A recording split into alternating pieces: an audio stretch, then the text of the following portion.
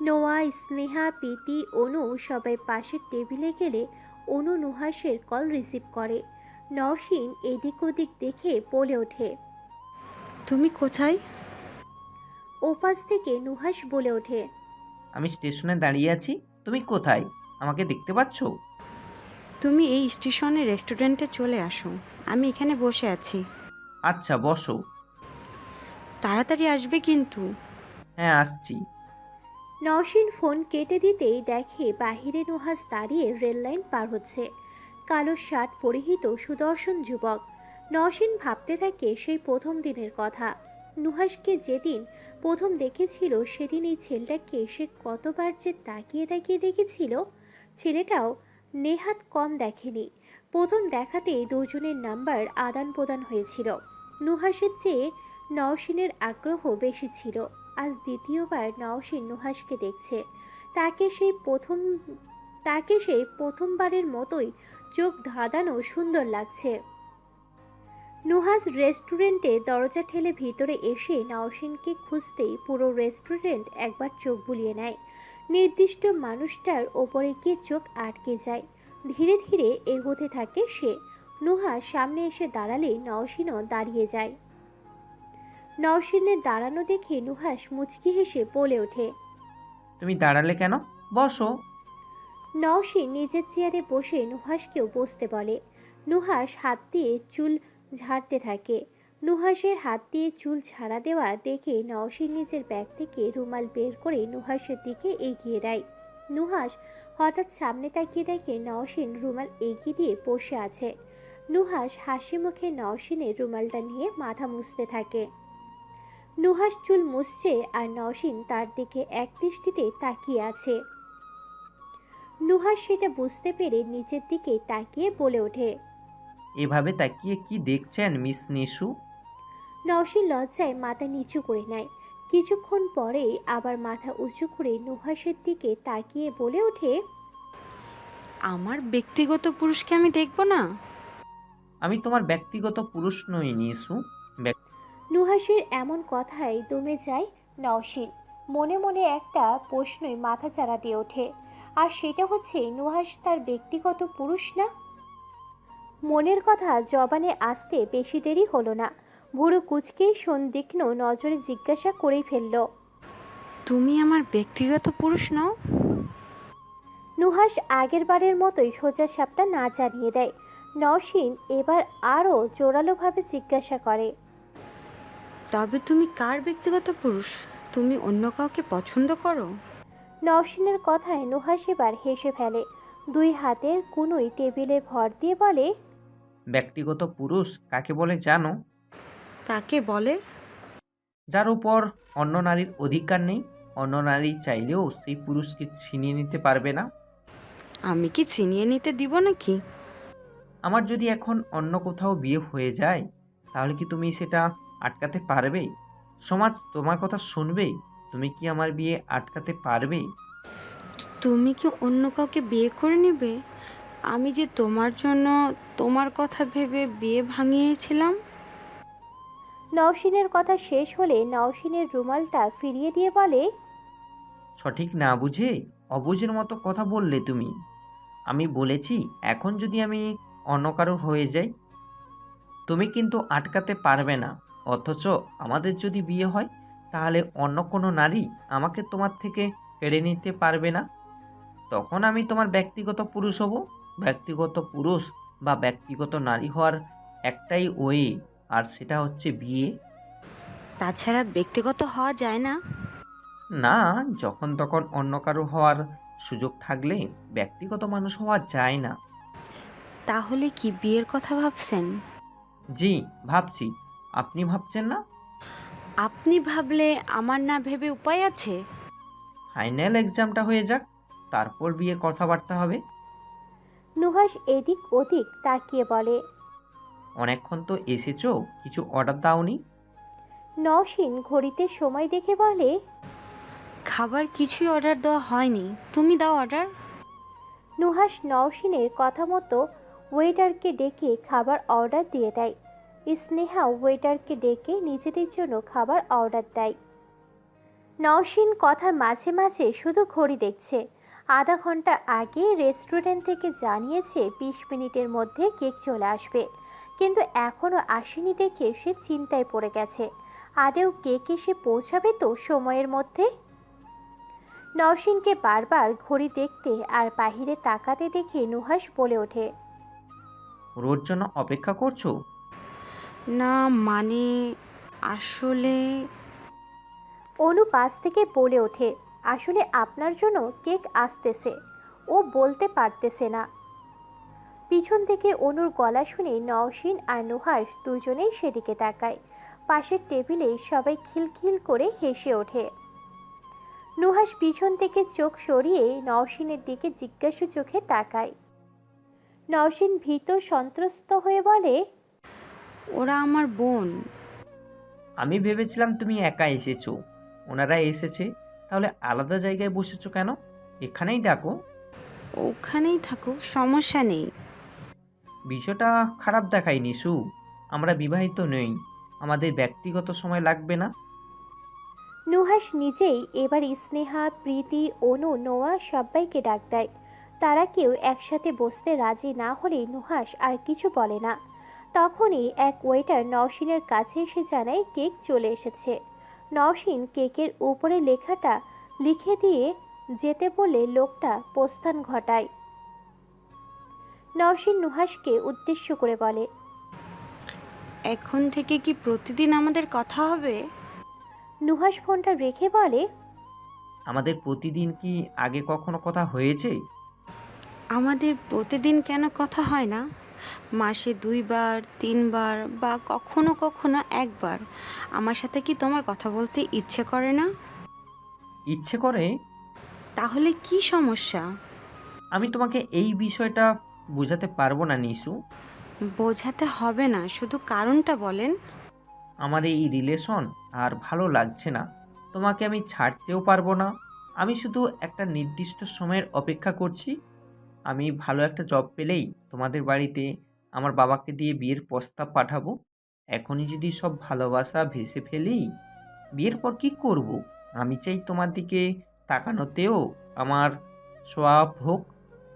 নওশীন আর কিছু বলে না। বোনদের সাথে সাথে নুহাসকে নিয়ে তার মনেও সংশয় বাসা বেঁধেছিল, কিন্তু আজ সেটা ভেঙে চুরে গিয়েছে। কেক কেটে খাওয়া দাওয়া করে বের হতে হতে বিকেল 5টা বেজে যায়। নুহাস সবার সাথে পরিচিত হয়ে নেয়। নুহাসের সম্পর্কে নুহাস সহ সবার ভুল ভেঙে যায়। নওশীনের সাথে তারাও নুহাসকে পছন্দ শুরু করে। চেহারা সুন্দর হলেও কেউ খারাপ হবে এমনটা সবসময় নাও হতে পারে। ভালো খারাপ এগুলো মনের ব্যাপার। মনের দিক দিয়ে যে ভালো তার চরিত্র ভালো, মনের দিক দিয়ে যে খারাপ তার চরিত্রও খারাপ। বাস 5:30টায় ছাড়বে।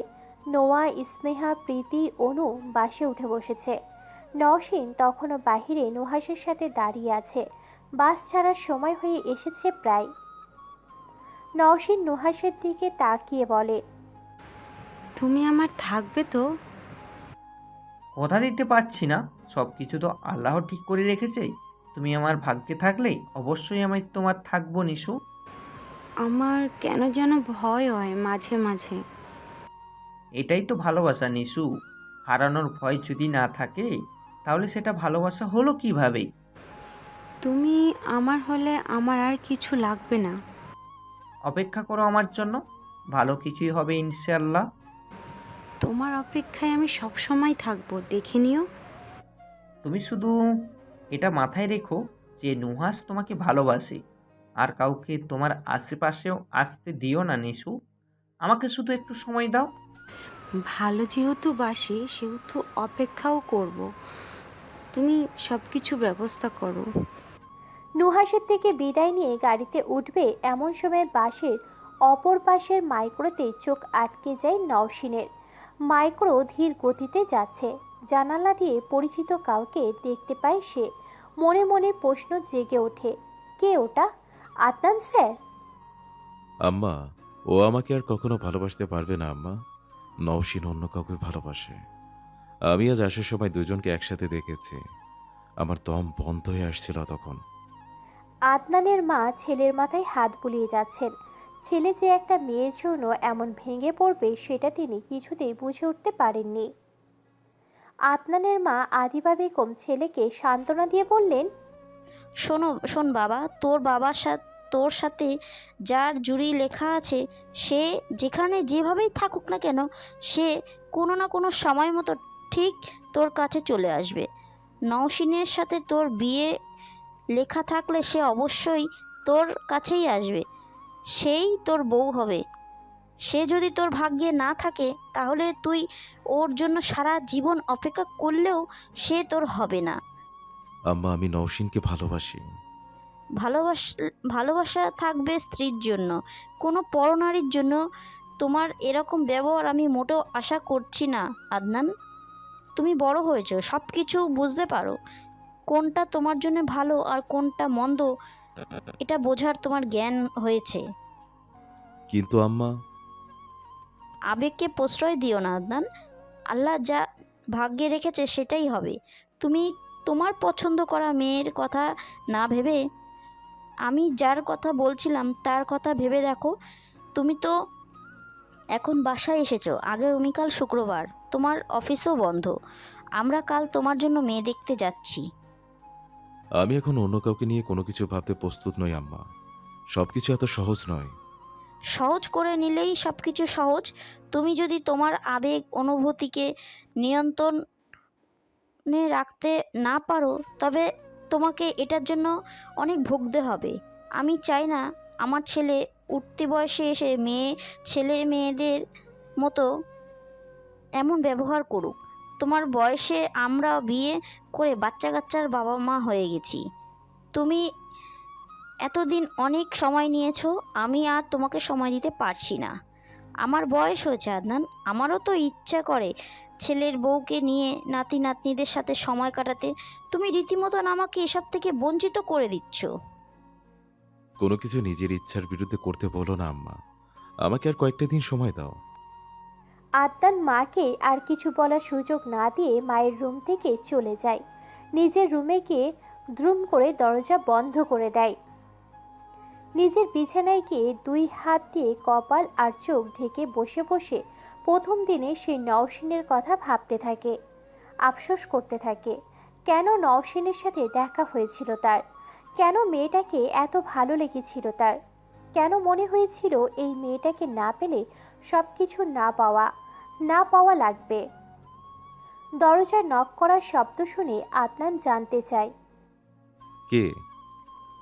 বাহিরে থাকা ব্যক্তি বলে ওঠে, সাহেব, আপনার জন্য লেবুর শরবত আনছিলাম। দরজাটা খোলেন, আমি দিয়ে চলে যাই। আদনান বিরক্ত ভাব প্রকাশ না করে বলে, শরবত এখন লাগবে না, পরে লাগলে জানাবো। ওপাশ থেকে আবারও বলে ওঠে। আম্মা আপনাকে খাইয়া লইতে কইছে। আদনান রেগে বলে ওঠে, বলছি না যে খাবো না? নিয়ে যাও। আর কেউ যেন এসে আমাকে বিরক্ত না করে, সবাইকে জানিয়ে দাও। আচ্ছা সাহেব। বলে ব্যক্তিটি প্রস্থান ঘটায়। আদনান পোশাক পরিবর্তন করে গোসলের জন্য ওয়াশরুমে চলে যায়। আয়নায় নিজেকে দেখতে থাকে। নিজেই নিজের চেহারার পরিবর্তন বুঝতে পারছে। চোখের নিচে কালো দাগ পড়ে গেছে একদিনেই। শুধু একটা রাত সে ঘুমাতে পারেনি। এই মেয়েটা তার ঘুমটাও কেড়ে নিয়েছে ভেবে নিজের জন্য আফসোস হলো আদনানের। আয়নাতে থাকা নিজের প্রতিচ্ছবিকে জিজ্ঞাসা করে ফেলে সে। নওশিনের জন্য অপেক্ষা করা কি ঠিক হবে এত কিছুর পরও? সে কি আদৌ ফিরবে কখনো? নুহাসের সাথে দেখা করে আসার পর প্রীতি আর অনু নিজেদের বাসায় চলে গিয়েছে। তাদের বাড়ি ফেরার জন্য মন কেমন করছিল, তাই বাড়ি ফিরে ব্যাগ গুছিয়ে বাড়িতে চলে গিয়েছে। বাড়িতে এখন নওশিন, স্নেহা আর নোয়া রয়েছে। 2 রুম পরে নানা নানির শোবার ঘর। খাওয়া দাওয়া করে নোয়া। স্নেহা আর নওশিন নিজেদের রুমে চলে আসে। বিছানা গুছিয়ে যে যার বিছানায় শুয়ে পড়ে। পাশে থেকে নওশিন রুমের লাইটটা অফ করে দেয়। বালিশের নিচে থেকে ফোনটা বের করে নুহাসকে কল দিতে থাকে। বাড়ি ফিরে নুহাসকে টেক্সট করেছিল সে। বিকালের কথা হয়েছে 2 মিনিট। নুহাসের ফোন এখন বন্ধ আছে। নুহাসের সাথে প্রতিদিন কথা না হলেও তার ফোন কখনো বন্ধ পায়নি নওশিন। নওশিন বারবার কাউকে ফোন দিচ্ছে। বুঝতে পেরে নোয়া বলে ওঠে। কিছু হয়েছে নিশু? নওশিন নুহাসের ফোনে আবার কল দিতে দিতে বলে, নুহাসকে ফোন দিয়েছিলাম, বিকেলে একটু কথা হয়েছিল, তখন বলল ব্যস্ত আছি, রাতে কল দিয়েও, এখন কল দিচ্ছি কিন্তু ফোন বন্ধ। ওর ফোন কখনো বন্ধ থাকে না, আজ হঠাৎ বন্ধ কেন সেটাই বুঝতে পারছি না আমি। স্নেহা বলে ওঠে। ব্যবহার দেখে তো মনে হলো নুহাস তোকে ভালোবাসে। আমরা আগে ভুলছিলাম, এখন ফোন বন্ধ রাখবে কেন? তোকে খারাপ লাগলে বা প্রেমিকা হিসেবে পছন্দ না হলে তখনই বলে দিত। নোয়া কিছু একটা ভেবে বলে ওঠে। ফোন বন্ধ না করে সিম খুলে রাখলেনি তো? আমার কেমন যেন খটকা লাগছে। আমার এখনো বিশ্বাস হচ্ছে না যে নুহাস তোকেই ভালোবাসে। নওশিন ফোনটা রেখে নীরব স্বরে বলে, এতগুলো দিন পর আজকে মনটা ভালো হয়েছিল, ওর বিরুদ্ধে কিছু বলে আমার মনটা খারাপ করে দিও না প্লিজ। নোয়া আবারও বলে ওঠে। তোদের মিউচুয়াল পরিচিত কেউ নেই? তার কোনো বন্ধুর সাথে পরিচয় আছে? হ্যাঁ আছে তো, কবির ভাই যে আমাকে ওই রেস্টুরেন্ট ওই সেন্টারের ডিটেলস দিয়েছিল। আমি তো কিছুই চিনতাম না, উনি ছবি দিয়েছিল। ওনাকে কি নক দিব? উনি নুহাসের কাছের বন্ধু। স্নেহা তড়িঘড়ি করে বলে ওঠে। হ্যাঁ, কল দিয়ে দেখ। নুহাস কি ইচ্ছে করে ফোন বন্ধ রেখেছে নাকি কিছু হয়েছে সেটা জানতে পারবি। আচ্ছা তাহলে কল দেই, দেখি কি বলে। আমার মনে হচ্ছে নুহাসের কোনো বিপদ হয়েছে। নোয়া আশ্চর্যের সাথে প্রশ্ন করে। বিপদ? এরকম কেন মনে হলো? নওশিন আগের মতোই স্বাভাবিকভাবে বলে, ওর ফোন কখনো বন্ধ থাকে না, আমার সাথে সম্পর্ক না রাখলে সেটা তো বলেই দিত। এরকম ভঙ্গিতা করার কোনো প্রয়োজন নেই। নোয়া একটা দীর্ঘশ্বাস ফেলে বলে, নুহাস যদি কোনো বিপদে পড়ে তাহলে দোয়া করি তার বিপদ যেন তাড়াতাড়ি কেটে যায়। তোর কথাই যেন সত্যি হয়। আমার ভালো লাগছে না আপু। নুহাস ঠিক আছে তো? স্নেহা নওশিনকে শান্ত করার চেষ্টায় বলে। ফোন বন্ধ থাকা স্বাভাবিক, সেটা কোন দিন ফোন বন্ধ করেনি জন্য কি কোনো দিন বন্ধ করতেও পারবে না নাকি? নিশু, তুই বেশি বেশি অপেক্ষা করছিস, এখন ঘুমিয়ে পড়, কালকে কল দিয়ে দিস। স্নেহা নোয়া আর কোনো কথা না বলে নিজেরা নিজেদের মতো ঘুমানোর প্রস্তুতি নেয়। অনু আর প্রীতি না থাকায় রুমটা আজ খালি খালি লাগছে। নোয়া আর স্নেহার কোনো কথা না বলায় নওশিন নিজেও পাশ ফিরে শুয়ে পড়ে। ফোনটা রেখে ঘুমানোর চেষ্টা করতে থাকে। ভোর 5টা। সবাই প্রতিদিনের মতোই নামাজের জন্য উঠে নামাজ আদায় করে নেয়। প্রতিদিনের মতোই সবাই হাঁটতে বের হওয়ার কথা। নওশিন নামাজ শেষ করে আবার শুয়ে পড়ে। স্নেহা বাহিরে হাঁটতে যাওয়ার জন্য ডাকতে এলে জানিয়ে দেয় তার শরীরটা ভালো লাগছে না, তাই সে আজ বাহিরে যাবে না। নওশিনকে রেখেই সবাই সকাল সকাল হাঁটতে বেরিয়ে যায়। নওশিন শুয়ে শুয়েই নুহাসের কথা ভাবছিল। এত সকালে ফোন দেওয়া উচিত হবে কি হবে না সেটা ভাবতে থাকে। কোন সিদ্ধান্তে পৌঁছাবে, ফোন দিলে কি হবে, সেসব না ভেবে ফোনটা হাতে নিয়ে পুনরায় কল দেয় সে। ফোনে রিং হতেই নওশিনের মুখে হাসি ফুটে যায়। স্বস্তির নিঃশ্বাস ফেলে সে। ফোন অন হয়েছে মানে নুহাস ঠিক আছে, এটা ভেবেই শান্তি পায় নওশিন। দুইবার রিং হলেও ওপাশ থেকে নুহাস কল রিসিভ করে না। নওশিন ভাবে নুহাস হয়তো ঘুমাচ্ছে তাই কল রিসিভ করছে না। এখন ঘুম থেকে উঠলে নামাজটা পড়তে পারবে ভেবে আবার কল দিতেই শুনতে পায় আপনার কাঙ্ক্ষিত নাম্বারটি এই মুহূর্তে সংযোগ দেওয়া সম্ভব হচ্ছে না। একজন কল রিসিভ না করে ফোন বন্ধ করে রেখেছে জন্য তোর কান্নাকাটি কেন করতে হবে নওশিন? তুই কি এখনো ছোট, বুঝিস না কিছু? আমি আগাগোড়া বলেছি ওই ছেলে ভালো না, মুখে মধু নিয়ে কথা বলে। সোজা বাংলা কথায় নুহাস তোকে ঠকিয়েছে, তোর সাথে রিলেশন কন্টিনিউ করতে চায় না। কিভাবে ব্রেকআপ করবে সেটা হয়তো বুঝতে পারছিল না, তাই তোর সাথে যোগাযোগ রাখছে না। নওশীন ভোরবেলা থেকে নুহাসকে কল দিয়ে আর একটা বারের জন্য পায়নি। কি করবে কিছুই বুঝে উঠতে পারছিল না। নোয়া আর স্নেহা বাড়ি ফেরার অপেক্ষা করছিল সে। তারা বাড়ি ফিরে এলে নওশীন ভোরবেলায় ঘটনা খুলে বললে উক্তি কথাটি নোয়া বলে নওশীনকে পরিস্থিতি বোঝানোর চেষ্টা করে। স্নেহা শুধু নওশীনকে চুপ করতে বলে যাচ্ছে। কান্নার শব্দ বাহিরে গেলে নানা নানি চলে আসবে, আর তারা চলে আসলে বড়সড় আকারের একটা ঝামেলা হয়ে যাবে। নোয়া নিজের বিছানা ছেড়ে নওশীনের পাশে এসে বসে, মাথায় হাত বুলিয়ে দিয়ে নিজের বুকে জড়িয়ে নেয়। কি হচ্ছে সেটা সে নিজেও জানে না, শুধু জানে নওশীনকে ভেঙে পড়তে দেওয়া যাবে না। মেয়েটা ভেঙে পড়লে যে এবার আর উঠে দাঁড়াতে পারবে না, একেবারে নিঃস্ব হয়ে যাবে এবার। নওশীন মাথা তুলে নিজের চোখের পানি মুছে ফুপিয়ে ফুপিয়ে বলে ওঠে, আপু, আমার সাথে কি এবারও ভুল হবে? আমি ঠকে যাব? নুহাস আমাকে ঠকাবে? কিসে কমতি ছিল আমার, বলো আপু? নোয়া কিছু বলার আগেই স্নেহা বলে ওঠে, আমার মনে হচ্ছে তোমরা একটু বেশি ভাবছো। এখানে কি হয়েছে সেটা আমরা কেউ জানি না। আর এই যে নওশীন কল রিসিভ করেনি তো ফোন বন্ধ হয়ে গিয়েছে, হতে পারে না এমন? নোয়া বসা থেকে উঠে দাঁড়িয়ে পায়চারি করতে থাকে। কিছুক্ষণ চুপ করে কিছু একটা ভেবে বলে, নওশীন, নুহাসের বন্ধুর নাম কি যেন বলেছিলি?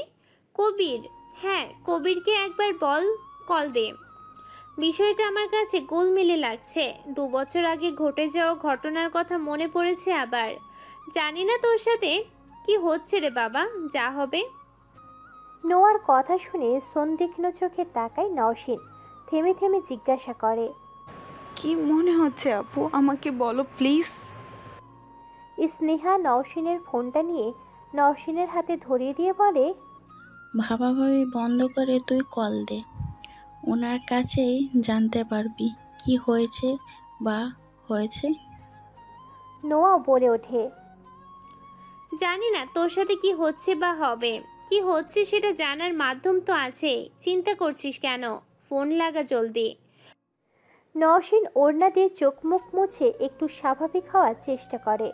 নুহাসের বন্ধু কবিরের ফোনে কল দেয়। প্রথমবার রিং হয়ে কেটে গেলে নোয়া আবার কল দিতে বলে। নোয়ার কথা শুনে নওশীন আবার কল করে। দ্বিতীয়বার কল রিসিভ হয়। নওশীন সালাম দিতে ওপাশ থেকে ঘুম জড়ানো গলায় সালামের জবাব আসে। নওশীন মলিন মুখে বলে, ভাইয়া, এত সকালে আপনাকে কল করা উচিত হয়নি, কিন্তু কল না করেও উপায় পাচ্ছিলাম না। আমি নওশীন, আমাকে চিনেছেন? নওশীনের পরিচয় পেয়ে ওপাশে থাকা ব্যক্তি তড়িৎ গতিতে শোয়া থেকে উঠে বসে। চোখ ডলে স্ক্রিনে থাকা সেভ করা নাম্বারটি দেখে নেয়। চকিতে বলে, হ্যাঁ আপু, বলো। নওশীন স্নেহা আর নোয়ার দিকে একবার করে তাকিয়ে চোখ ফিরিয়ে নিয়ে বলে, ভাইয়া, নুহাস ঠিক আছে? ওর কোনো বিপদ হয়নি তো? আমি ওকে ফোনে পাচ্ছি না। গতকাল দেখা হয়েছিল, তখন তো ভালোই ছিল। বাসায় আসার সময় গাড়ি ছাড়া অবধি স্টেশনে দাঁড়িয়েছিল। বাসায় ফেরার বিকেলে কথা হয়েছিল। ব্যস্ত ছিল, সেজন্য রাতে কথা বলবে বলেছিল। রাতে ওকে ফোনে পাইনি, ফোন বন্ধ। সকালে 2বার রিং হলেও পরে আবার ফোন বন্ধ। আমি তো কিছুই বুঝতে পারছি না ভাইয়া। কবির একটা দীর্ঘশ্বাস ফেলে। তাকে চুপ থাকতে দেখে নওশীন কিছু একটা বুঝতে পেরে বলে, ভাইয়া, আমি সব কিছু শুনতে প্রস্তুত, আপনি আমাকে বলতে পারেন। নওশীনের জন্য কবিরের খারাপ লাগা শুরু হয়েছে। কিছু লুকাতেও ইচ্ছে করছে না তার, সত্যিটা বলতেও মন সায় দিচ্ছে না। তবুও নিজেকে শক্ত করে বলে ওঠে, কি যে বলি আপু, আপনাকে সত্যিটা বলার সাহস আমার হচ্ছে না। বলেন ভাইয়া। কবির কিছুক্ষণ চুপ করে থেকে সত্যিটা বলবে বলে সিদ্ধান্ত নেয়। নওশীন আর একবার জিজ্ঞাসা করতেই বলে, রাতে নুহাসের কাজিনের সাথে বিয়ে হয়েছে। ও একবার বলেছিল ওর কাজিন ওকে পছন্দ করে। নিজের কথা কখনো বলেনি। আমার মনে হয় ওদের সম্পর্ক ছিল। ফোনটা হাত থেকে ধপ করে মেঝেতে পড়ে যায়। নিশ্চুপ হয়ে যায় নওশীন। চোখ দিয়ে পানি গড়িয়ে পড়তে থাকে। ফোনের ওপাশ থেকে কবির হ্যালো হ্যালো করে যাচ্ছে। কলটা লাউড স্পিকার করা ছিল। নোয়া আর স্নেহা দুজন মিলে দুপাশ থেকে জড়িয়ে ধরে। নওশীন নিজের দুই হাত দিয়ে চোখ চেপে ধরে নিজের শরীরের সমস্ত শক্তি দিয়ে জোরে একটা চিৎকার দিয়ে কান্না করে ওঠে। দুপুর 3টে। নওশীন মন খারাপ করে জানালার পাশে বসে আছে। চোখ দিয়ে অনবরত পানি ঝরছে। চোখের রং লাল হয়ে গেছে, ফুলেও গেছে খানিকটা। নুহাসের এমন একটা কাজের পর সে নিজেকে কোনোভাবে সামলে উঠতে পারছে না। সকালে খাওয়া দাওয়া করেনি। দুপুরের খাওয়ার জন্য নোয়া ডাকতে এলেও খেতে চায়নি। নোয়া নিজেই খাওয়া দাওয়া শেষ করে প্লেটে নওশীনের জন্য খাবার এনেছিল। জোর করে 2-3 লোকমা নিজের হাতে তুলে খাইয়ে দিয়েছে। সকাল থেকে নওশীন একভাবে জানালার পাশে বসে আছে।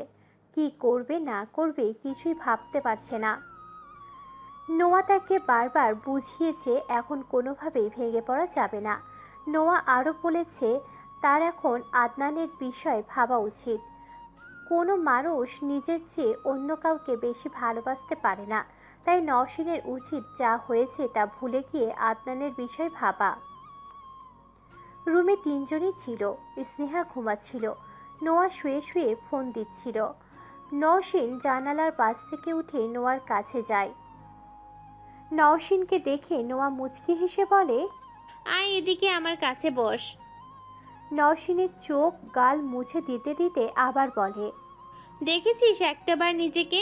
এই একবেলায় নিজের কি অবস্থা করেছিস আল্লাহ! আর কতবার তোকে বলবো ওই ছেলে তোর জন্য সঠিক ছিল না? নওশীন নোয়ার কথায় উত্তর না দিয়ে বলে, আপু, আদনান স্যারের নাম্বার পাওয়া যাবে? নানা ভাইয়ের কাছে কি ওনার নাম্বার আছে? নওশীনের কথায় নোয়ার মুখে হাসি উঠে যায়। সে বলে, তুই ওনার সাথে কথা বলবি। তুই এখানে বস, আমি এখনই নানা ভাইয়ের কাছে থেকে নম্বর এনে দিচ্ছি। না না, আমাকে কষ্ট করে এনে দিতে হবে না, আমি নিজেই যাচ্ছি। নানা ভাই তোকে এই অবস্থায় দেখলে কষ্ট পাবে। নানা ভাই জানে, দেখেছে আমাকে? নওশীন অবাক হয়ে জিজ্ঞাসা করে, নানা ভাই জানে? হ্যাঁ, তোমরা দুপুরে খাচ্ছিলে তখন নানা ভাই আমার রুমে এসেছিল। নানা ভাই অনেকক্ষণ কথা বলেছে এসব নিয়ে।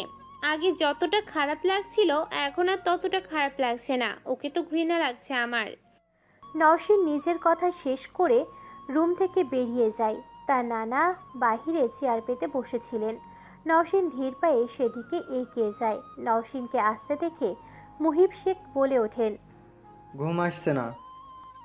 নওশীন মাথা ঝাঁকিয়ে বলে, না, ঘুম আসছে না। নানা ভাই, আদনান স্যারের নাম্বার আছে, ওনার নাম্বারটা দেওয়া যাবে? মুহিব শেখ হাসি মুখে জিজ্ঞাসা করে, তুই কি তার সম্পর্কে ভাবতে চাচ্ছিস নানা ভাই? হ্যাঁ। আচ্ছা, ওনার সাথে বের হলে কি তোমরা কেউ মাইন্ড করবে? আমার বাড়িতে ভালো লাগছে না। আজকেই হ্যাঁ বলছি। এটাই প্রথম আর এটাই শেষ। এরপর এরকম আর কোনো আবদার করবে না। নাও আমার ফোনটা নাও, এখানে নাম্বার সেভ করা আছে। নওশীন মুহিব শেখের হাত থেকে ফোনটা নিয়ে আদনানের নাম্বারটা নেয়। নানার সাথে আরও কিছু কথা বলে রুমে চলে আসে। নওশীনকে রুমে আসতে দেখে নোয়া বলে ওঠে, পেয়েছিস নম্বর? হ্যাঁ, পেয়েছি। কল দিবি? কল না দিলে নাম্বার কেন নিলাম? কি বলবি তুই? দেখো কি বলি। নওশীন আর কোনো কথা না বলে ফোনটা নিয়ে জানালার কাছে চলে যায়। আদনানের নাম্বারটি বের করেই কল দেয়। রিং হতেই ওপাশ থেকে কল রিসিভ হয়ে যায়। নওশীন কাঁপা কাঁপা গলায় সালাম দেয়। আদনান নওশীনের কলে বেশ অবাক হয়ে বলে, অপ্রস্তুতভাবেই বলে ওঠে, হঠাৎ কল দিলে যে, কোনো প্রয়োজন? আপনি আমাকে বিয়ে করবেন? গাড়ি থামায় আদনান। গাড়ির চলন্ত অবস্থায় কিছু শোনা যাচ্ছিল না। ফোন বেজে ওঠায় স্ক্রিনে নওশীনের নাম্বার দেখে রিসিভ করেছিল সে। ফোনটা কানে নিয়ে বলে, কিছু বললে? নওশীন কিছুক্ষণ চুপ থেকে বলে ওঠে, আমাকে বিয়ে খেতে নিয়ে যাবেন? আমার যেতেই হবে। কার বিয়ে?